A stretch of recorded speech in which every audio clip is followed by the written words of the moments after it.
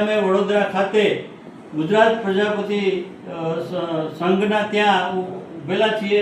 વિષ્ણુભાઈ ગુજરાતની અંદર સૌથી પહેલા એમને બિનહરીફ ચૂંટાયા એટલે અહીંયા અમે એમનું સન્માન કરવા આવ્યા છીએ।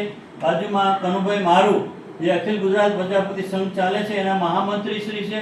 નરેન્દ્રભાઈ પ્રજાપતિ આણંદથી પધારેલા છે। હસમુખભાઈ વામજા મોરબીથી પધારેલા છે। કનુભાઈ પ્રજાપતિ વડોદરાથી આવેલા છે। અંબાલાલ હું પોતે સુરતથી આવેલો છું। આવતી 7/5 રોજ મોરબી ખાતે એક સમસ્ત પ્રજાપતિ સમાજનો એક સરસ મજાનો કાર્યક્રમનું આયોજન હસમુખભાઈ વામજાએ કરેલું છે।